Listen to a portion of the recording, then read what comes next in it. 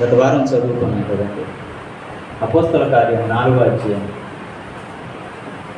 అపోస్తల కార్యం 4వ అధ్యాయం 36వ వచనంలో ఆయనకు ఒక పేరు ఉంటుంది. బర్నబా అనే పేరు మారక ముందు, బర్నబా అనే పేరు మారక ముందు ఆయనకు ఒక పేరు ఏముంది? ఆ పేరు ఏంటంటే యోసేపు. బర్నబా అనే పేరు మారక ముందు ఆయనకి ఏం పేరు ఉండేది? యోసేపు. ఆ యోసేపు అనే పేరు నుండి ఆయనకి బర్నబా అనే పేరుని పెట్టడం జరిగింది. ఈ యొక్క బర్నబా అనే పేరు ఎందుకు పెట్టవలసి వచ్చింది అనేది మనం ఆలోచన చేస్తే, ఆ బర్నబా అనే పేరుకు తగ్గట్టుగా, అంటే ఆయన జీవితంలో ఆయన ఒక బ్రతుకును ఎలా దేవునిలో కొనసాగించేవాడు అంటే, ఆయన భూమి కలిగినటువంటి వాడుగా ఉన్నాడు. ఆ భూమిని అమ్మి ఆ ఒక వెలను తీసుకొచ్చి అపోస్తల పాదాల యొద్ద పెట్టేవాడు. అంటే ఈ యొక్క భూమి వెలని తీసుకొచ్చి అపోస్తల పాదాల యొద్ద పెడుతున్నప్పుడు ఆయనలో ఒక గుణము మనకు కనిపించింది. ఏంటి ఆ గుణము అనేది మనం ఆలోచన చేస్తున్నప్పుడు అంటే, దాతృత్వము, ఇచ్చే గుణము ఆయనలో కనిపించింది. ఆ ఇచ్చే గుణం ఆయనలో కనిపిస్తున్నప్పుడు ఆయనకి ఏం పేరు పెట్టారంటే బర్నబా అని పేరు పెట్టారు. బర్నబా అనే పేరుకు అర్థం ఏంటంటే ఆదరణ కుమారుడు. ఏంటంటే ఆదరణ కుమారుడు లేక ప్రోత్సాహపరిచేవాడు. అంటే మొదటి శతాబ్దంలో ఉన్నటువంటి సంఘానికి ఆయన ప్రోత్సాహపరిచేవాడు. మొదటి శతాబ్దంలో ఉన్న సంఘానికి ఏం చేసేవాడు? ప్రోత్సాహపరిచేవాడు. ఆయనకి ఆదరణ కుమారుడు అని చెప్పేసి ఆయనకు ఒక మంచి పేరు ఉండేదన్నమాట. అంటే అలాంటి పేరు కలిగినటువంటి బర్నబా గురించి గత వారంలో కొన్ని విషయాల గురించి మనం ఆలోచన చేశాం. అయితే ఈ వారం కూడా మీకు ఒక వచనం ఇచ్చి దాన్ని చదువుకొని రమ్మని చెప్పాను. ఏంటంటే అది అపోస్తల కార్యం 9వ అధ్యాయం 26వ వచనం. అపోస్తల కార్యము 9వ అధ్యాయము 26వ వచనం. ఈ యొక్క 26వ వచనంలో బర్నబా గురించి వ్రాయబడినటువంటి కొన్ని సందర్భాలు ఉన్నాయి. వాటిని ఈరోజు మనం ఆలోచన చేద్దాం. వాటిని గురించి ఆలోచన చేద్దాం. గత వారంలో బర్నబా యొక్క పేరుకు తగ్గట్టుగా ఆయన బ్రతుకుందని మనం అర్థం చేసుకున్నాం. ఆ తర్వాత ఆయనకు ఉన్నటువంటి క్యారెక్టర్ ఏంటంటే దాతృత్వం కలిగినటువంటి క్యారెక్టర్. తనకున్నది తనదిగా అనుకోకుండా ఏం చేశాడంటే ధర్మం చేయటం, అంటే పరిచర్య కొరకు దాన్ని ఉపయోగించటం. భూమి కలిగినటువంటి వాడుగా ఉంటూ ఆ భూమిని అమ్మి అది అపోస్తుల పాదాల దగ్గర తీసుకొచ్చి పెట్టడం. ఆ తర్వాత అపోస్తులు ఏం చేసేవారంటే ఆ ఒక్క మొదటి శతాబ్దంలో ఉంటున్నటువంటి సంఘానికి వారి అక్కర కొలిది వారికి దాన్ని పంచిపెట్టేవారట. అంటే ఎవరికి కొదువ లేకుండా చూసేవారండి. ఆ మొదటి శతాబ్దంలో ఏం చేసేవారంటే సంఘంలో ఉంటున్నారనుకోండి, ఇప్పుడు ఉన్నటువంటి సంఘాలా కాకుండా అప్పుడు ఒక సంఘం ప్రారంభించిన తర్వాత ఆ సంఘంలో ఎవరికి ఏ కొదువు ఉంది, ఎవరికైనా ఆహారలేమి ఉందా, ఎవరికైనా వస్త్రలేమి ఉందా, ఎవరికైనా అనారోగ్యలేమి ఉందా, లేక ఎవరైనా ఏదైనా సమస్యలు ఇరుక్కొని ఉన్నారా అని ఇవన్నీ కూడా వాళ్ళు చూసి ఆ సమస్య పరిష్కారానికి వాళ్ళే కొంత ధనాన్ని సమకూర్చుకొని ఆ ఒక ప్రాబ్లం సాల్వ్ చేసేవారు. ఎంత మంచి ఆలోచన అది. ఎందుకంటే ఆ ఆలోచన మొదటగా ఆ ఒక్క సమస్య తీరిస్తే ఆటోమేటిక్గా సువార్త వాళ్ళ ద్వారా అందుతుంది. సమస్యలతో ఉన్నామనుకోండి, మనం సువార్త చేయగలము? మనం ఏదైనా అనారోగ్య పరిస్థితుల్లో ఉన్నాము, ప్రాబ్లంలో ఉన్నాము, లేదా ఏదో ఒక లేమితో ఉన్నాము, మనం సువార్త చేయాలని ఆలోచన మనకు వస్తుందా? మనం చేయడానికి అవకాశం ఉందా అంటే లేదు. మరి అది సువార్త మనం చెయ్యాలని మనకు ఆలోచన మనకు రావాలి, దానికి ముందుకు వెళ్ళాలి అంటే మనకున్నటువంటి లేమి కూడా తీర్చబడాలి. అది మొదటి శతాబ్దంలో ఉంటున్నటువంటి శిష్యులు చేసింది. ఆ శిష్యుల్లో ఒక వ్యక్తిగా ఎవరు ఉన్నారంటే బర్నబా గారు ఉన్నారు. ఈయన కూడా ఏం చేశారంటే తనకు ఉన్నటువంటి భూమిని అమ్మి అపోస్తల పాదాల వద్ద తీసుకుని వచ్చి పెట్టారు. ఆ పాదాల వద్దకు పెట్టినప్పుడు వాళ్ళు ఏం చేశారంటే సంఘంలో ఎవరికి ఏ లేమి ఉందో ఆ లేమి తీర్చే ప్రయత్నం వాళ్ళు చేశారన్నమాట. అంటే ఆ యొక్క బర్నబా గారికి ఉన్నటువంటి ఆలోచన, లేక బర్నబా గారికి ఉన్నటువంటి ఆ మనస్సును మనం అర్థం చేసుకోవడానికి ప్రయత్నం చేయాలి. అలాంటి మనసు కలిగి సంఘాల్లో ఉంటున్నటువంటి వారందరూ కూడా ఆ మనసు కలిగి ఉండాలి అని, ఆయన్ని ఆదర్శంగా తీసుకోవాలి అని ఎన్నో విషయాలు బైబిల్ మనకు నేర్పిస్తుంది. ఈరోజు మరి బర్నబా గారి గురించి కొన్ని విషయాలు మనం ఆలోచన చేద్దాం. అపోస్తల కార్యం 9వ అధ్యాయం 26వ వచనాన్ని మనం ఒకసారి చదువుదామండి. అపోస్తల కార్యం 26వ వచనం, 9వ అధ్యాయం 26వ వచనం. అతడు యెరూషలేమునకు వచ్చి శిష్యులతో కలుసుకొనుటకు యత్నము చేసెను, కానీ అతడు శిష్యుడని నమ్మక అందరూ అతనికి భయపడ్డారు. ఎక్కడ వచ్చాడండి? ఈయన దమస్కు నుండి యెరూషలేమునకు వచ్చాడు. ఎక్కడి నుండి వచ్చాడు? దమస్కు నుండి యెరూషలేమునకు వచ్చాడు. ఇంతకీ ఈ యొక్క దమస్కు నుండి యెరూషలేముకు ఉన్నటువంటి దూరం గురించి మనం ఆలోచన చేస్తామండి. సుమారుగా ఒక 150 కిలోమీటర్ల నుండి 180-190 కిలోమీటర్లు దూరం ఉంటాయి. ఎక్కడి నుండి? దమస్కు నుండి యెరూషలేము వరకు. అంటే అది మైల్లో మనం చూసుకోగలిగినట్లయితే, క్షమించండి, 150 మైళ్ళ నుండి 180 మైళ్ళ వరకు ఉంటుంది. అది కిలోమీటర్లు మనం చూసుకుంటే 260 నుండి 300 కిలోమీటర్ల మధ్యలో దూరం ఉంటుంది. ఒకసారి ఈ యొక్క మరి కిలోమీటర్ల గురించి కూడా మనం ఆలోచన చేస్తే ఇంచుమించు 250 కిలోమీటర్లు అనుకున్నాం. 250 కిలోమీటర్లు అంటే మనకు ఇక్కడ నుండి రాజమండ్రి అంత దూరం ఉంటుంది, దగ్గరలో, అంతే కదా. రాజమండ్రికి సుమారుగా 200 కిలోమీటర్లు. అలా అంటే ఒక 250 కిలోమీటర్లు అంటే ఈ యొక్క వైజాగ్ ప్రాంతం నుండి రాజమండ్రికి ఎంత దూరమో అంత దూరము దమస్కు నుండి యెరూషలేముకు అంత దూరము ఉంటుంది అన్నమాట. అంత దూరము నుండి ఎక్కడికి వచ్చాడట అపోస్తలుడైన పౌలు గారు? యెరూషలేముకు వచ్చాడట. యెరూషలేముకు వచ్చిన తర్వాత శిష్యులతో కలుసుకోవాలనుకున్నాడు. ఏ శిష్యులు అంటే ఇప్పుడు అపోస్తలు ఉన్నారు కదండి, పేతురు, యోహాను, వీళ్ళందరూ ఉన్నారు కదా. వీళ్ళతో పాటు చాలామంది శిష్యులు కూడా ఉన్నారు. వీళ్ళతో కలుసుకోవాలి అనుకున్నాడు. వీళ్ళతో కలుసుకోవాలి అన్నప్పుడు అక్కడ జరిగినట్టు సంఘటన ఏంటి? శిష్యులతో కలుసుకొనుటకు ప్రయత్నం చేసేటట్టు. శిష్యులతో కలుసుకోవడానికి ప్రయత్నం చేశాడు. ఎందుకు ప్రయత్నం చేయవలసినటువంటి అవసరత ఏర్పడింది అంటే, అపోస్తలుడైన పౌలు సౌలుగా ఉంటున్నప్పుడు గత కాలంలో ఆయనకు ఉన్నటువంటి పరిస్థితి ఏంటి అని మనం ఒకసారి ఆలోచన చేస్తున్నప్పుడు అండి, తనకున్నటువంటి పరిస్థితి ఏంటంటే, ఆ ఒక మొదటి శతాబ్దంలో ఈయన యూదా మతస్థుడుగా ఉన్నాడు. యూదా మతస్థుడుగా ఉంటున్నప్పుడు ఏం చేశారంటే, క్రైస్తవులుగా ఉంటున్నటువంటి వారిని హింసించేవారు. క్రైస్తవులుగా ఉంటున్నటువంటి వారిని ఇబ్బంది పెట్టేవారు. వాళ్ళ దగ్గరికి వెళ్ళి వారిని కొట్టడము, తిట్టడము, చాలా ఇబ్బందులు పెట్టి వారికి ఆ ఒక్క మతములోనికి కలుపుకోవాలనే ఆలోచనతో ఉన్నాడు. పౌలు గారు యూదా మతంలో ఉన్నాడు కదా. యూదా మతంలో ధర్మశాస్త్ర ప్రకారంగా వాళ్ళు ఉండాలి అని, వాళ్ళు భౌతిక సంబంధమైనటువంటి సున్నతి చేసుకోవాలని, ధర్మశాస్త్ర ప్రకారంగా ఉంటున్నటువంటి ఆచారాలను పాటించాలి అని ఒక ఆలోచనతో ఉంటూ ఆ మతంలోనికి కలుపుకోవాలనే ఆలోచనతో ఎవరున్నారండి? పౌలు గారు ఉన్నారు. వీళ్ళేం చేస్తున్నటువంటి క్రీస్తు మార్గము గుండా క్రీస్తును వెంబడిస్తున్నటువంటి క్రైస్తవులు ఉన్నారు. ప్రభునటువంటి యేసుక్రీస్తు వారు ఈ లోకానికి వచ్చిన తర్వాత అనేకుల కొరకు ప్రాణం పెట్టిన తర్వాత ఆయన బాప్తిసం ఇస్తూ అనేక మందిని మారు మనసు పొందే విధంగా ఆయన కార్యక్రమాలన్నీ కూడా జరిగిస్తున్నప్పుడు ఆ మార్గంలో ఉంటున్నటువంటి శిష్యులను మతంలోనికి మార్చాలనే ఆలోచనతో పౌలు గారు ఉన్నారు.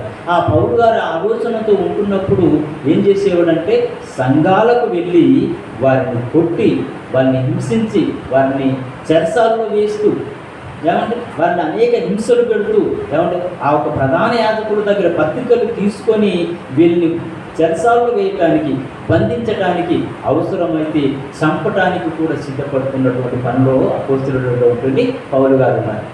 అందుకని ఏం చేసిందంటే, ఆయన మరి దమస్కులోనికి కొంతమంది క్రైస్తవులు ఉన్నారని సంగతి తెలుసుకొని అక్కడ ప్రధాన యాజకుల దగ్గరికి వెళ్ళి ఆయన దగ్గర పత్రికలు తీసుకొని, ఒక మాట చదువుదాం మనకు అర్థమవడానికి. 9వ అధ్యాయంలో మొదటి వచనం నుండి మనం చదువుకోగలిగితే, సౌలు ఇంకాను ప్రభు యొక్క శిష్యులను బెదిరించుటయును హత్య చేయుటకును తనకు ప్రాణాధారమైనట్టు ప్రధాన యాజకుల యొద్దకు వెళ్ళి, ఈ మార్గమందున్న ఎవరెవరున్నట?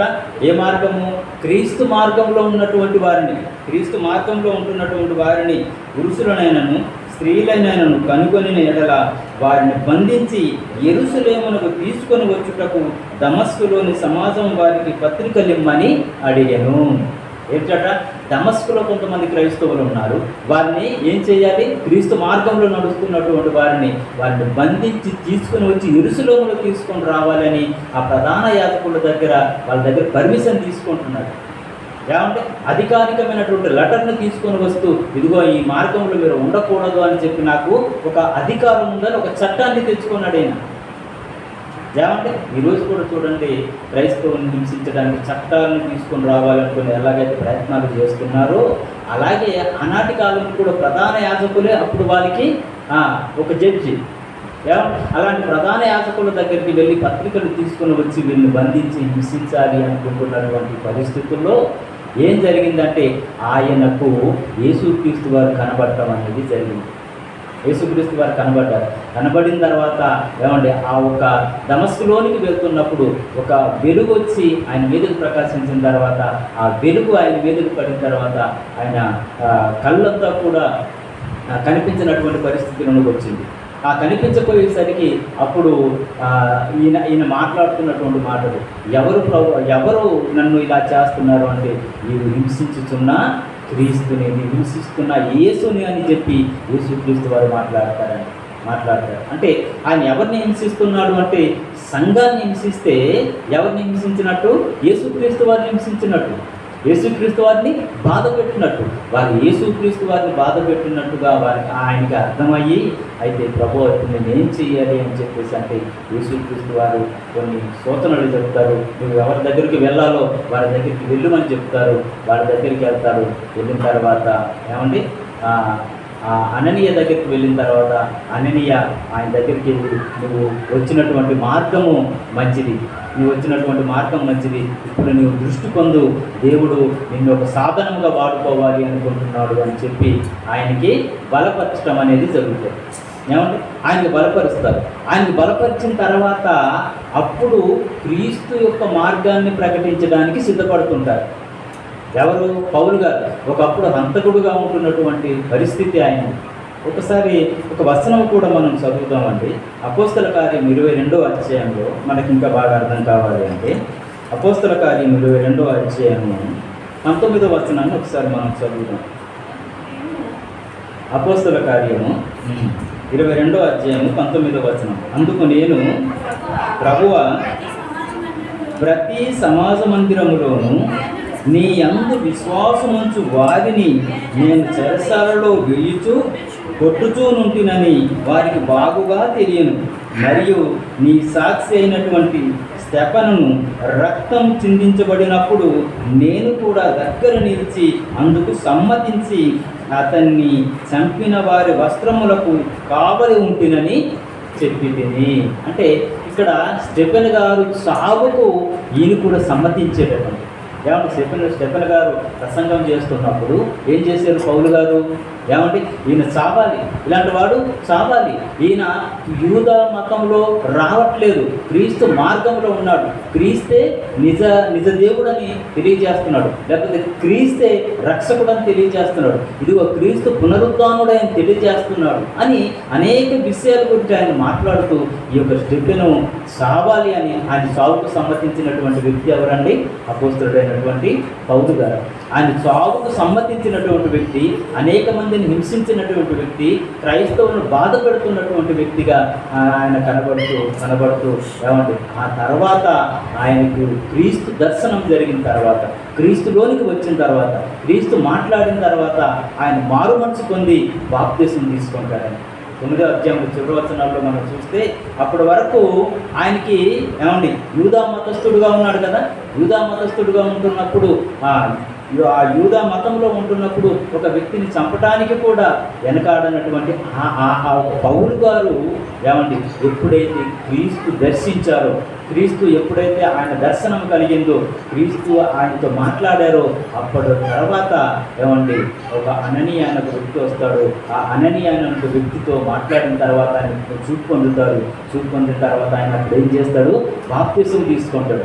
బాప్తిసం తీసుకున్న తర్వాత ఈయన సువార్త మళ్ళీ మారిపోద్ది. మళ్ళీ ఇప్పుడు ఏమైనా సువార్త ప్రకటిస్తున్నారు? ఈయన ప్రతి చోట కూడా వెళ్ళి యేసుక్రీస్తు వారే పునరుద్ధానుడైనటువంటి ఆయనే దేవుని కుమారుడు, ఆయన వల్లనే మనకు రక్షణ వస్తుందని సువార్తను ప్రకటిస్తున్నారు. అలా సువార్త ప్రకటించుకుంటూ ఎవరి దగ్గరకు వచ్చాడట? మనం ఇప్పుడు చదువుకున్నాం కదండి, 9వ అధ్యాయము 26వ వచనంలో మనం చూసినప్పుడు యెరూషలేములో శిష్యుల దగ్గరకు వచ్చాడు. యెరూషలేములో శిష్యుల దగ్గరకు వచ్చాడు. మరి శిష్యుల దగ్గరకు వచ్చినప్పుడు వారితో కలుసుకోవాలని ప్రయత్నం చేస్తున్నాడు. మరి ప్రయత్నం చేస్తున్నప్పుడు వారు ఈయన్ని చేరదీయట్లేదు. ఎందుకు చేరదీయట్లేదు? ఈయన మళ్ళీ ఏదో మాయావేశం వేసుకొని మన దగ్గరకు వచ్చాడేమో. ఎందుకంటే ఆ యెరూషలేములో ఉంటున్నటువంటి సంఘాన్ని హింసించే విషయంలో, మరి అనేక మంది ఇబ్బంది పెట్టే విషయంలో ఈయనే కదా ప్రధాన పాత్ర పోషించింది. స్టెఫెను విషయంలో చావుకు ఈయనే కదా మరి సమ్మతించింది. అనేక మంది చావుకు ఈయనే కదా కారణమవుతున్నాడు. అనేక మంది చెరసాలు వేయడానికి ఈయనే కదా పత్రికలు తీసుకున్నాడు అని చెప్పి ఆ శిష్యులు అప్పటి వరకు పౌలు గారిని చూడలేదు. ఇంచుమించు 3 సంవత్సరాల వరకు ఈ యొక్క పౌలు గారితో ఆ శిష్యుడికి పరిచయం అనేది లేదు. 3 సంవత్సరాల వరకు పరిచయం అనేది లేదు. కానీ ఈయన ఈ శిష్యులతో కలుసుకోవాలి, నిజమైనటువంటి సువార్తను ప్రకటించాలి అని అక్కడికి వచ్చినప్పుడు ఏం జరిగిందంటే, అతడు యెరూషలేములకు వచ్చి శిష్యులతో కూడా కలుసుకుంటూ ప్రయత్నం చేశాను. కానీ అతడు శిష్యుడని నమ్మక అందరూ అతనికి ఏం చేస్తున్నారట? భయపడ్డారట. అపోస్తలుల కార్యం 9వ అధ్యాయం 26వ వచనంలో ఈ శిష్యులు ఎవరికి భయపడుతున్నారు? పౌలు గారికి భయపడుతున్నారు. ఎందుకు భయపడుతున్నారు? అనేక మందికి ఏం చేశాడండి? చెరసాల్లో వేశాడు. ఆడ మగ అని కూడా ఆయన చూడలేదు. పత్రికలు తీసుకొని వచ్చాడు. అంటే ఒక అధికారాన్ని తీసుకొని ఆ అధికారం ద్వారా మరి అనేక మందిని హింసించాలనే ప్రయత్నంలో ఉన్నారు. సంఘాలని పాడు చేస్తున్నటువంటి వాడు, సంఘాలని ఇబ్బంది పెట్టేవాడు, సంఘాల్లో ఉంటున్నటువంటి వ్యక్తుల్ని కొట్టేవాడు, హింసించేవాడు. కాబట్టి ఆ పౌలు గారిని చూస్తున్నప్పుడు ఈయనకి భయం వేసింది. ఎందుకంటే ఒక హంతకుడిని చూసినప్పుడు ఎలాగైతే భయపడతారో పౌలు గారిని చూస్తున్నప్పుడు కూడా అలాగే శిష్యులు భయపడ్డారు. ఇంతవరకు ఈ స్టోరీ మనకు బాగా అర్థమైంది కదా. అయితే అప్పుడు ఏం జరిగింది? అయితే బర్నబా అతనిని దగ్గర తీసుకొని, ఏమంటే బర్నబా ఏం చేశాడట? అతన్ని దగ్గర తీసుకోవడం అంటే ఒక హంతకుడుగా లేకపోతే ముద్ర వేయబడినటువంటి వ్యక్తిని గురించి మనం ఆలోచన చేస్తున్నప్పుడు అలాంటి భయంకరమైనటువంటి వ్యక్తిని ఎవరు దగ్గర తీసుకున్నారటండి? బర్నబా దగ్గర తీసుకోవటం అంటే నిజంగా అది సాహసం చేసాడని చెప్పాలి బర్నబా గారు. ఎందుకంటే ఆ తర్వాత ఆ పౌలు గారు ఈయనకి ఏం చేస్తాడో కూడా ఈయనకు కూడా భయం ఉంటుంది కదండి. పౌలు గారి గురించి అందరికీ తెలిసిపోయింది. పౌలు గారు ఎలాంటి వ్యక్తి అందరికీ తెలిసిపోయింది. స్టెఫెను చావుకు సమ్మతించినటువంటి వ్యక్తి. ఏమండి, దానికి సాక్ష్యంగా కూడా ఆయన యొక్క బట్టలు, ఆయన చంపేసిన తర్వాత ఆయన బట్టలు కూడా ఈయన పాదాల కింద పెట్టినప్పుడు కూడా ఈయన దానికి కాపలుగా ఉంటున్నటువంటి వ్యక్తి. అలాంటి ఒక హంతకుడుగా ముద్ర వేయబడినటువంటి వ్యక్తిని చేర్చుకోవాలంటే ఎవరికైనా భయమే కదా. కానీ బర్నబా గారు అదేమీ కూడా ఆలోచించకుండా ఆయన ఏం చేసుకున్నాడండి? చేర్చుకున్నాడు. అంటే బర్నబా గారికి ఉన్నటువంటి మనసును తెలుసుకోవడానికి మనం ప్రయత్నం చేస్తున్నాం. మొదటిగా ఆయనకు ఉన్నటువంటి మనసు ఏంటంటే, ఆయన భూమి కలిగినటువంటి వాడు. భూమిని అమ్మి ఆ వెలను తీసుకొచ్చి అపోస్తుల పాదాల యొద్ద పెట్టాడు. రెండవది ఆయనకు ఉన్నటువంటి మనసు ఏంటంటే ఆదరించే మనసు. ఏమంటే ఆ శిష్యులు ఎవరు కూడా ఆదరించట్లేదు. ఆ తర్వాత యూదులు ఈయన్ని చంపాలని ప్రయత్నం చేస్తున్నారు. తర్వాత యూదులు ఏం చేస్తున్నారంటే అపోస్తలుడైన పౌలు గారిని చంపాలని ఏం చేస్తున్నాడు? గుమ్మముల దగ్గర కాచుకొని ఉండేవారట. పౌలుని చంపడానికి గుమ్మం దగ్గర. అంటే అప్పుడు ఆ యెరూషలేము చుట్టూ ఏముండేది? ప్రాకారం ఉండేది, గోడ ఉండేది. ఆ గోడ ఉన్నప్పుడు మరి వాళ్ళు గుమ్మం దగ్గర కాపల కాస్తూ పౌలు ఎప్పుడు వస్తాడో ఆ ప్రాంతం నుండి అని చెప్పేసి ఎదురు చూస్తూ ఆయన వస్తే అక్కడ చంపాలని యూదులు ఎదురు చూస్తున్నారు. అప్పుడు ఈయనకి కొంతమంది శిష్యులు ఉండేవారు. అప్పుడు ఆ శిష్యులు ఏం చేసేవారంటే ఈ పౌలు గారిని ఒక గంపలో ఏమంటే పెట్టి ఆ గంప నుండి ఆ గోడ నుండి కిందకి దించి వీళ్ళు బయటికి పంపించారండి. దీనికి బయటికి పంపించాడు. అక్కడి నుండి తప్పించుకొని శిష్యులతో కలుసుకోవడానికి వచ్చాడు. శిష్యులతో కలుసుకోవడానికి వచ్చినప్పుడు ఆ శిష్యులు ఈయన చూసి భయపడిపోతున్నారు. కానీ బర్నబా ఆయన చూసి భయపడలేదండి. పౌలు గారిని చూసి భయపడకుండా ఆయన చేరదీసాడు. ఏమండి, మనం ఒక తప్పు చేసినటువంటి వ్యక్తిని మన దగ్గర చేర్చుకోవటానికి మనం ఏమండి సిద్ధంగా ఉంటామా? చెప్పండి. సిద్ధంగా ఉండగలమా అంటే ఉండలేము. ఎందుకంటే ఆ తప్పు చేసినటువంటి వ్యక్తి నన్నేమైనా చేస్తాడేమో, నా కుటుంబాన్ని ఏమైనా చేస్తాడేమో, లేక ఇదిగో నేను చేరదీసినందుకు ఈ యొక్క నేరము నా మీద కూడా పడతాదేమో. అంతే కదండి, యూదులు ఎదురు చూస్తున్నారు చంపాలని పౌలు గారిని. ఏమంటే ఆయన చేరదీసినందుకు బర్నబా గారిని కూడా ఏదైనా చెయ్యొచ్చు. ఈయన కూడా నేరం మోపి ఈయన కూడా చెరసాల్లో వేయటం, లేకపోతే ఈయన కూడా హత్య చేయడం ఏదో ఒకటి చెయ్యొచ్చు. ఇన్ని భయాలు ఉన్నప్పటికీ ఆయన చేరదీసేదట. అంటే ఈయనకి ఉన్నటువంటి గుణం ఏంటి? బర్నబాకు ఉన్నటువంటి గుణం ఒక వ్యక్తిని చేరదీయటం.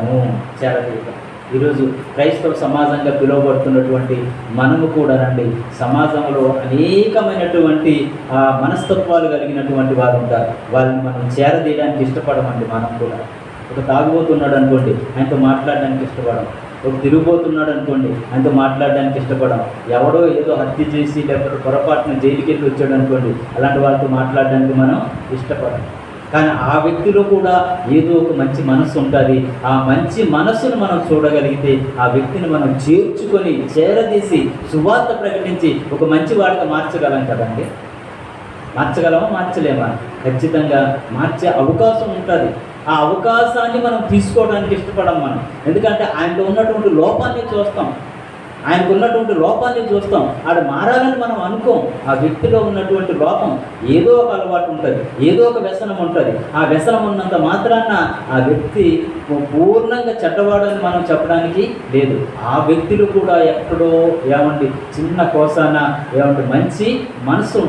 మంచి మనసు ఉంటుంది. అలాగా ఈ యొక్క బర్నబా గారు పౌలు గారిని ఉద్దేశంలో కూడానండి ఆయన గురించి విన్నాడు. ఒకప్పుడు తప్పు చేశాడు, ఒకప్పుడు ఇబ్బంది పెట్టాడు క్రైస్తవులకి. కానీ ఈయన మారేనని చెప్తున్నాడు కదా, మారాడు కదా, ఈయనకు ఒక అవకాశం ఇద్దాను అని చెప్పేసి ఆయన్ని చేరదీశాడు. ఆయన ఏం చేశాడట? చేరదీశాడు. అంటే ఆ చేరదీసే గుణం అనేది మనలో ఇప్పుడు ఉండాలి. అవును కదండి. ఇప్పుడు ఏంటంటే ఒక బర్నబా గారిని చూసిన తర్వాత ఆయన ఒక గుణం మనం నేర్చుకుంటున్నాం. ఆ గుణాన్ని మనం అలవర్చుకోవాలి, ఆయన మాదిరిగా మనం తీసుకోవాలి. అంటే మనం కూడా కొద్దిమంది వ్యక్తుల్ని చేరదీసే ఒక మనస్తత్వం అనేది మనలోనికి రావాలి. ఇది ఎవరి దగ్గర నుండి మనం నేర్చుకుంటున్నామంటే బర్నబా గారి దగ్గర నుండి మనం నేర్చుకుంటున్నాం. చేరదీసిన తర్వాత ఏం చేసాడండి అంటే ఈ యొక్క చేరదీసే విషయంలో కూడా మనం జాగ్రత్తగా ఆలోచన చేస్తేనండి, చేరదీసే విషయంలో ఒక తల్లిని మనం ఆలోచన చేద్దాం, తల్లిదండ్రులను మనం ఆలోచన చేస్తున్నప్పుడు వారికి ఉన్నటువంటి పిల్లలు ఉంటారు కదా, ఆ పిల్లలు కొన్ని సందర్భాల్లో తప్పు చేస్తారు. తప్పు చేసినా సరే తల్లిదండ్రులు పిల్లల్ని చేరదీసి వాళ్ళని మార్చుకోవాలి అనుకుంటారు. అంతే కదండి. ఇప్పుడు చాలామంది కొద్దిమంది క్షణికావేశంలో తప్పులు చేస్తారు. తప్పులు చేసిన తర్వాత వారు బయటికి వెళ్ళిపోయిన తర్వాత మళ్ళీ ఆ తల్లిదండ్రులు చేరదీసి ఆ తప్పు నుండి బయటపడే విధంగా వాళ్ళని మళ్ళీ మార్చాలి అనుకుంటుంటారు. అంటే ఒక కన్న తల్లి చేర్చున్నట్లుగా నిన్ను నేను చేర్చుకుంటాను అన్న ఒక మనసు మనకి రావాలి కదండి. ఒక తల్లి ఒక బిడ్డ తప్పు చేస్తే ఆ తప్పు చేశాడు కదా అని విడిచిపెట్టేస్తుందండి, విడిచిపెట్టకుండా ఆ ఒక తల్లి ఆ ఒక బిడ్డని చేర్చుకుంటున్నట్టుగా మనము కూడా చేర్చుకోవాలి. అదే మనసు ఎవరికి వచ్చిందంటే బర్నబా గారికి వచ్చింది. వచ్చిందని కొన్ని సందర్భాల్లో తల్లిదండ్రులైనా ఆ ఒక బిడ్డని దూరం చేసుకుంటుంటారేమో, కానీ మన దేవునికి ఉన్నటువంటి మనసు ఏంటో తెలుసా? మన దేవుడు కూడా ఆదరించేవాడు. మన దేవుడు కూడా ఎవరండి? ఆదరించేవాడు. మనం ఎన్ని పాపాలు చేస్తున్నామండి, ఒక పాప జీవితంలో మనం ఉంటున్నా సరే మన దేవుడు చేరదీశాడు కాబట్టి ఈరోజు మందిరానికి వచ్చి దేవుడిని మనం ఆరాధించుకోగలుగుతున్నాం. నిజంగా కానీ దేవుడు ఏమంటే దేవుడు చేతులు చాపకపోతే మన పరిస్థితి ఏమయ్యేది? పాపులుగానే మనం విడిచిపెట్టేస్తే మన పరిస్థితి ఏమయ్యేదో తెలుసా? నరకానికి వెళ్ళిపోయేవాడు. కానీ దేవుడు చేరదీశాడు మనల్ని. దేవుడు చేరదీశాడు మనల్ని చేర్చుకోవటానికి పరలోకంలో ఉంటున్నటువంటి యేసు ప్రభు వారిని ఈ భూమి మీదకి పంపించి మనందరి పాపాల కొరకు శిలువ బలియాగం ద్వారా తన ఏకైక కుమారుణ్ణి మన కొరకు బలి చేసి మనల్ని ఆయన చేర్చుకున్నాడు. చూసారా ప్రేమైనటువంటి దేవుని పిల్లారా, దేవునికి ఉన్నటువంటి గుణం ఏంటో తెలుసా? ఆదరించే గుణము, చేర్చుకునే గుణము దేవునికి ఉంది. అదే గుణాలు మనం కలిగి ఉండాలి. మొదటి శతాబ్దంలో ఉంటున్నటువంటి శిష్యులు అదే గుణం కలిగి ఉన్నారు. అదే గుణం కలిగినటువంటి వ్యక్తి ఎవరు? బర్నబా గారు చేర్చుకున్నాడండి. ఎవరిని చేర్చుకున్నారు? ఒక కరుడు కట్టినటువంటి ఉగ్రవాదిలాగా బ్రతుకుతున్నటువంటి క్రీస్తులోనికి రాకముందు ఆయన బ్రతుకు భయంకరమైనటువంటి జీవితము, అలాంటి జీవితం కలిగినటువంటి వ్యక్తిని ఈయన ఆదరించి చేర్చుకొని ఎవరి దగ్గరికి తీసుకుని వెళ్తున్నారు చూడండి. కింద ఏమంటాడు చూడండి తర్వాత. అయితే బర్నబా అతని దగ్గర తీసి అపోస్తుల యొద్దకు తోడుకొని వచ్చి అతడు త్రోవలో ప్రభువును చూచిననియు ప్రభువు అతనితో మాట్లాడిననియు అతడు దమస్కులో యేసు నామమును బట్టి ధైర్యముగా బోధించిననియు వారికి వివరముగా తెలియజేసేడు. ఎవరికి తెలియజేశారట? అపోస్తులు ఉన్నారు కదండి, పేతురు, యోహాను, వీళ్ళందరూ ఉన్నారు కదా. వీళ్ళందరి దగ్గరికి ఎవరిని తీసుకొని వచ్చాడట? పౌలు గారిని తీసుకొని వచ్చాడు. పౌలు గారిని తీసుకొచ్చి అపోస్తుల దగ్గరికి తీసుకొని వచ్చి పరిచయం చేస్తున్నాడు. ఆ పరిచయం చేసే విషయంలో ఆయన గత కాలంలో ఆయన జీవితం గురించి తెలియజేశాడు. ఆ తర్వాత ఆయన మారిన తర్వాత ఆయన ఎలా బ్రతికేదో కూడా అపోస్తులకి వివరంగా తెలియజేశాడట. అలా తెలియజేసిన తర్వాత అప్పుడు వాళ్ళు పౌలు గారిని కూడా చేర్చుకున్నారండి. అపోస్తులు పౌలు గారిని కూడా చేర్చుకున్నారు. ఈయన కూడా మన సహోదరుడే. అంటే అపోస్తులకు బర్నబకు వారధిగా ఉంటున్నటువంటి వ్యక్తి ఎవరు అంటే బర్నబా గారు. పౌలు గారికి అపోస్తులకు వారధిగా ఉంటున్నటువంటి వ్యక్తి ఎవరు అంటే బర్నబా గారు. అంటే ఎంత మంచి క్వాలిటీస్ ఇందులో కనబడుతున్నాయో మనం ఒకసారి ఆలోచన చేస్తే బర్నబా గారి యొక్క జీవితము మనకు ఒక పాఠం కావాలి. ఆయన బ్రతుకు మనకు ఒక పాఠం కావాలి. ఈ బర్నబా గారు ఎవరిని ఆదర్శంగా తీసుకున్నారంటే దేవుణ్ణి ఆదర్శంగా తీసుకున్నాడు. దేవునికి ఏ గుణలక్షణాలు అయితే ఉన్నాయో బర్నబా గారికి కూడా అదే గుణలక్షణాలు ఉన్నాయి. మనుషులుగా మనము కొన్ని సందర్భాల్లో కొద్దిమంది వ్యక్తిని మనం తృణీకరించవచ్చేమో, మనం వాళ్ళని చేరదీయకపోవచ్చు, మనం వాళ్ళని ఆదరించకపోవచ్చు. అందుకని దావీదు గారు ఒక మంచి మాట అంటారండి. ఆ మాట మనం చదువుతున్నప్పుడు నిజంగా దేవునికి మరి ఎలా పరిచయం చేస్తున్నాడు, మనకు దేవుణ్ణి ఎలా పరిచయం చేస్తున్నాడు అంటే ఒక మాట మనం చదువుగా మనకు అర్థమవుతుంది. ఒకసారి కీర్తనల గ్రంథం 27వ అధ్యాయం, కీర్తనల గ్రంథం 27వ అధ్యాయము 10వ వచనం చదువుకుందామంటే ఏంటంటే, నా తల్లిదండ్రులు నన్ను విడిచినను యెహోవా నన్ను చేరదీసెను. చూసారంటే, అంటే ఈ మాటల్లో ఉన్నటువంటి దాన్ని మనం ఆలోచన చేస్తున్నప్పుడు తల్లిదండ్రులైనా నిన్ను విడిచిపెట్టొచ్చేమో. ఎందుకంటే ఎన్నో సంఘటనలు మనం సమాజంలో చూస్తున్నాం. కన్నటువంటి ఒక తల్లి ఆ ఒక్క పసికందును ఏదో పెంట కుక్కలు విడిచిపెట్టినటువంటి సందర్భాలు మనం వింటాం. ఏదో రైల్వే స్టేషన్ దగ్గర ఇక్కడ మూలన పడేసి వెళ్ళిపోయినటువంటి సందర్భాలు మనం వింటుంటాం. ఏదో ముళ్ళ తుప్పల్లో పడేసి వెళ్ళిపోయినటువంటి సందర్భాలు ఉంటాయి. నవమాసాలు మోసి కనినటువంటి తల్లే మనల్ని విడిచిపెట్టవచ్చేమో, మనల్ని చేరదీయకపోవచ్చేమో. కానీ తల్లిదండ్రులైనా విడిచిపెడతారేమో, కానీ యెహోవా నీ దేవుడు నిన్ను చేరదీస్తాడు, ఆదరిస్తాడు అనే ఒక విషయాన్ని దావీదు గారు మనకు తెలియజేస్తున్నారు. ప్రేమైనటువంటి దేవుని పిల్లలారా, తండ్రికి ఉన్నటువంటి మనస్సు ఎవరెవరికి వచ్చింది అనే విషయాన్ని మనం ఆలోచన చేస్తున్నప్పుడు అండి, కన్న తండ్రి, పరలోకములో దేవుడుగా యెహోవాగా పిలువబడుతున్నటువంటి ఆ కన్న తండ్రి యొక్క మనస్సు యేసుక్రీస్తు వారికి వచ్చింది. యేసుక్రీస్తు వారి యొక్క మనస్సు పరిశుద్ధాత్మ కూడా ఉంది. ఆ పరిశుద్ధాత్మ ప్రేరణతో క్రీస్తులోనికి వచ్చినటువంటి వారికి కూడా ఇలాంటి మనసే రావాలి. ఏ మనసు రావాలి? ఆదరించే మనసు రావాలి, చేరదీసే మనసు రావాలి. ఆ వాళ్ళకు ఉన్నటువంటి గుణాలు మనకు కూడా ఉండాలి అని బైబిల్ నేర్పిస్తుంది. ఏమండి, మీరు బైబిల్ అంతా చదువుతుండండి. చదువుతున్నప్పుడు ఆ బైబిల్లో రాయబడినటువంటి సందర్భాలన్నీ కూడా దేవునికి ఏ గుణాలు ఉన్నాయో ఆ గుణాలు మనం అలవర్చుకోవాలి అని మనకు తెలియజేస్తుంటాడు బైబిల్ అంతా. బైబిల్ మనం అలా చదవం. బైబిల్ ఎలా చదువుతామంటే ఎవరికో ఏదో జ్ఞానం బోధించేయాలి, ఆ జ్ఞానం ద్వారా నాకు మహిమ రావాలి అనుకొని బైబిల్ చెప్తూ ఉంటుంటాం. కానీ దేవుని యొక్క గుణ లక్షణాలు నీలో ఉండాలి అని బైబిల్ చెప్పాలి. బైబిల్ చెప్పేటప్పుడు ఎలా చెప్పాలి? మన తండ్రి ఎలా పరిశుద్ధుడుగా ఉన్నాడో నువ్వు కూడా అలాగా పరిశుద్ధంగా ఉండాలి అని బైబిల్ తెలియజేస్తుంది. అదే నేర్పిస్తుంది, అదే చెప్పాలి. అది చెప్పమండి మన క్యారెక్టర్ గురించి మనం ఎప్పుడు చెప్పం. బైబిల్ చెప్పేటప్పుడు చూడండి, పెద్ద పెద్ద ప్రసంగికులు చెప్పేటప్పుడు ఎవరైనా సరే దేవునికి ఉన్నటువంటి క్యారెక్టర్ నీలో ఉండాలి అని, దేవుని క్యారెక్టర్ని ఎత్తి చూపిస్తూ మనల్ని అలా ఉండాలి అని చెప్తారంటే అది చెప్పరండి. ఏదేదో చెయ్యాలి అని చెప్తుంటారు, ఏదో జ్ఞానం చెప్తుంటుంటారు. ఇలా చెప్పటం వలన ఎవరు మారుతారో తెలుసా? మారినట్టుగా ఉంటుంటాడు కానీ వాళ్ళ బ్రతుకులు మారవు. మారినట్టుగా ఉంటుంటారు కానీ వాళ్ళ బ్రతుకు మారదు. వాళ్ళ మాట తీరు అలాగే ఉంటుంది, వారి ప్రవర్తన అలాగే ఉంటుంది, వారి గుణాలు మారవు.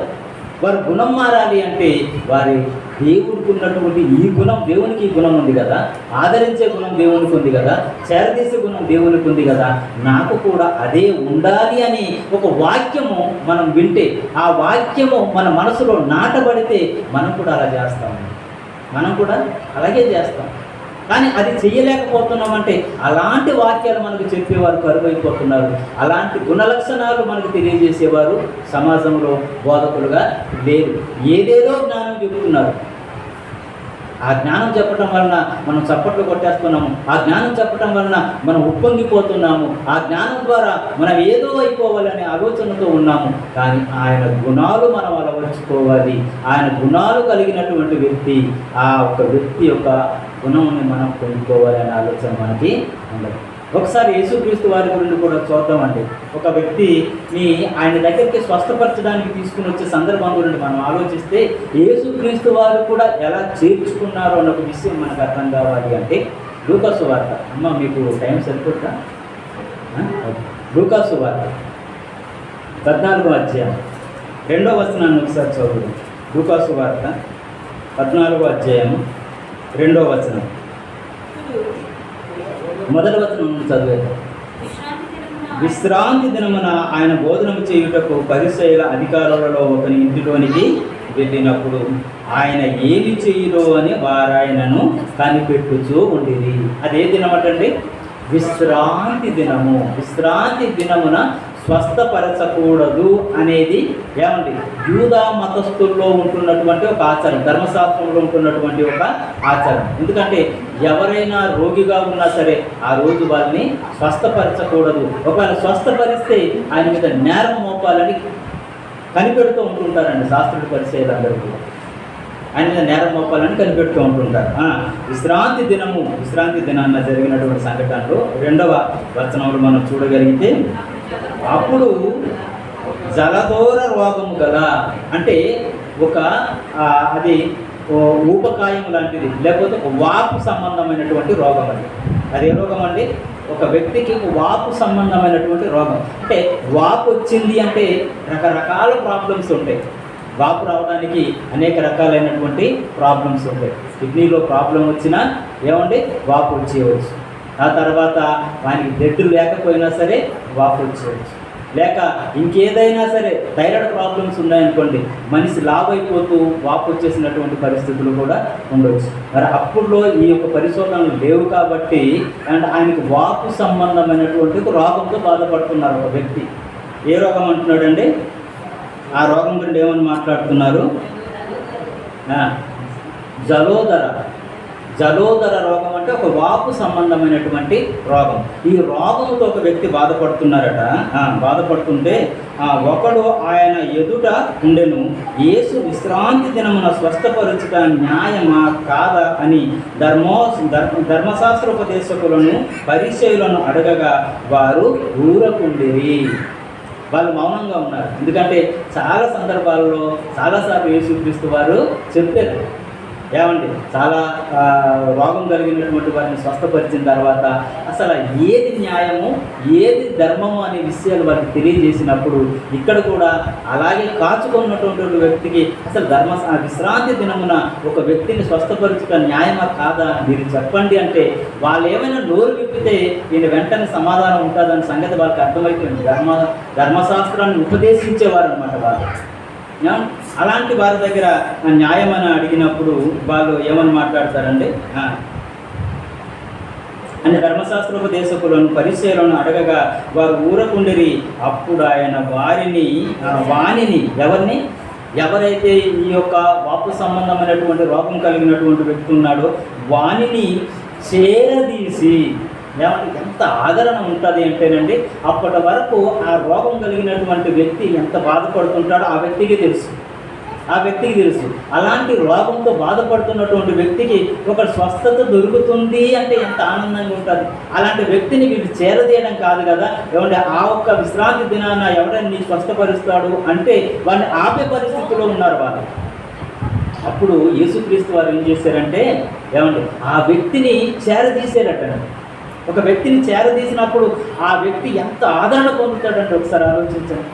ఒక కష్టాల్లో ఉన్నటువంటి వ్యక్తి, ఒక వ్యాధిలో ఉంటున్నటువంటి వ్యక్తి, ఒక బాధలో ఉంటున్నటువంటి వ్యక్తిని మనం చేరదీసామనుకోండి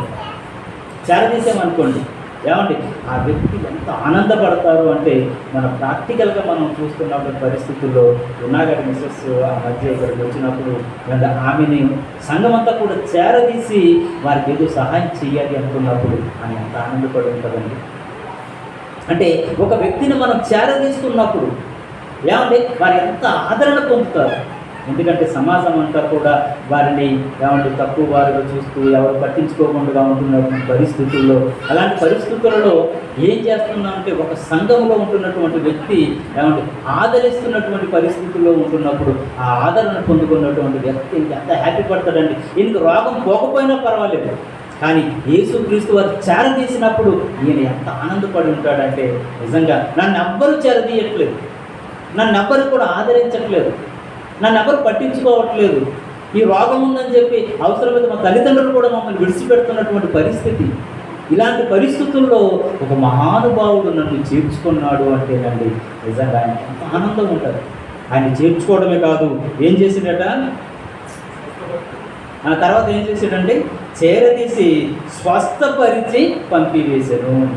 స్వస్థపరిచి ఏం చేసినట పంపివేసి. అంటే ఇప్పుడు తండ్రికి ఉన్నటువంటి గుణం ఏంటండి, ఆదరించే గుణం, చేరదీసే గుణం.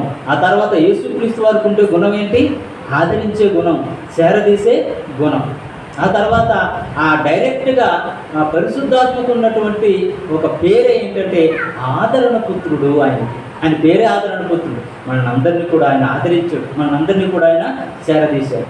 ఇప్పుడు ఈ గుణం ఎవరిలో కనబడుతుంది, మనకి బర్నబా గారిలో కనబడుతుంది కదండి. ఈ గుణం ఎవరిలో కనబడుతుంది, చేరదీసే మనసు ఎవరిలో కనబడుతుంది, బర్నబా గారిలో కనబడుతుంది. ఎవరిని చేరదీశాడు, ఏమంటే ఎవరైతే భయపడుతున్నారో, ఎవరైతే తృణీకరిస్తున్నారో, ఎవరైతే అలాంటి వ్యక్తిని చూసి భయపడుతూ వాళ్ళని ఇంకా మన దగ్గరికి చేర్చుకోకూడదు అనుకుంటున్నారో అలాంటి వ్యక్తిని చేరదీశారండి. ఎవరు, బర్నబా గారు. అంటే బర్నబా గారి యొక్క మనసు మనకు అర్థమవుతుంది కదండి. ఆయనకు ఉన్నటువంటి గుణాలలో ఏమిటంటే ఒకటి దాతృత్వం కలిగినటువంటి గుణము, రెండవది ఆదరించే గుణము. అందుకని బర్నబా అనే పేరుకు ఆదరించేవాడు లేక ప్రోత్సహించేవాడు అనే ఒక అర్థాన్ని ఇస్తుంది. కాబట్టి ఇప్పుడు ఏమైనటువంటి దేవుని పిల్లరా, బర్నబా గారి దగ్గర నుండి మనం నేర్చుకుంటున్నట్టు ఒక గుణం ఏంటంటే ఆదరించే గుణం, చేర్చుకునే ఒక గుణం ఉంది. అది పౌలు గారిని చేర్చుకొని ఆయన్ని ఏమండి ఈరోజు పౌలు గారి గురించి మనం మాట్లాడుతున్నప్పుడు ఏమండి అపోస్తులందరికంటే ఒక ఉన్నతమైనటువంటి వ్యక్తిగా, అన్యజనులకు అపోస్తులుగా ఆయన్ని దేవుడు ఏర్పాటు చేసుకున్నాడు. సుమారుగా అందరికంటే ఎక్కువ పత్రికలు రాసినటువంటి వ్యక్తిగా పౌలు గారు మనకు కనబడుతున్నారు. సుమారుగా 14 పత్రికలు పౌలు గారు రాశారు కదా. పౌలు గారు రాశారు. మరి ఇంత ఉన్నతమైనటువంటి స్థితిలోనికి ఆయన వెళ్ళాడు అంటే మొదటగా చేర్చుకున్నది ఎవరో తెలుసనండి? బర్నబా గారు చేర్చుకున్నారు. బర్నబా గారు చేర్చుకున్నారు. బర్నబా గారు చేర్చుకొని కూడానండి ఆయనకి నేను ఆయన చేర్చుకున్నాను, ఏమంటే అనేక విధాలుగా ప్రోత్సహించాను అని చెప్పేసి ఆయనకి ముఖ్య ప్రసంగిగా ఉంచుతూ ఈయన ఏమండి ఆ ప్రారంభంలో చిన్న ప్రసంగం చేసి ముఖ్య ప్రసంగాన్ని పౌలు గారికి ఇచ్చే స్థితిలోనికి వెళ్ళాడు బర్నబా గారు. ఆయన మనసు చూడండి ఎంత బాగుంది. ఆయన మనసు చూడండి. మనం ఎవరినైనా ఆదరించామనుకోండి, మనకుంటే వాక్యం ఆయన కొంచెం బాగా చెప్తున్నారు అనుకోండి, ఏమంటే ఆయన మీద మనకు అసూయ రావచ్చు, లేకపోతే ఆయన మీద మనకు ద్వేషం రావచ్చు. కానీ అలాంటి మనసు బర్నబా గారికి లేదు. నేను చేరదీశాను, నేను చేరదీయకపోతే ఆయన బ్రతికేంటని మాట్లాడే పరిస్థితులు ఉంటుంటాయి. చాలామంది అదే మాట్లాడుతుంటారు. పెద్ద పెద్ద సేవకులు కూడా నేనే చేరదీశాను, నా పాదాల దగ్గర వాక్యం నేర్చుకున్నాడు, ఇలాంటి మాటలు మాట్లాడుతుంటారు. కానీ బర్నబా గారికి ఆ మనసు లేదండి. అంటే ఇప్పుడు బర్నబా గారి దగ్గర నుండి మనం నేర్చుకోవాల్సింది ఏంటంటే చేరదీసే మనసు బర్నబా గారికి ఉంది, మనకు కూడా మనసు ఉండాలి. ఆదరించే మనసు దేవునికి ఉంది, యేసుక్రీస్తు వారికి ఉంది, పరిశుద్ధాత్మకు ఉంది, బర్నబా గారికి ఉంది. మనకు కూడా ఆదరించే మనసు ఉండాలి అని మనం నేర్చుకుంటాం. రైట్ అండి. ఈ యొక్క మాటలు మీరందరూ కూడా జాగ్రత్తగా పరిశీలించి అలాంటి గుణాలు కలిగినటువంటి వారిగా బ్రతకాలని ప్రేమతో మిమ్మల్ని కోరుకుంటున్నాను. వచ్చే వారం ఇంకా బర్నబా గారి గురించి మరొక విషయాన్ని మనం తెలుసుకుందాం. వచ్చే వారము మీరు 11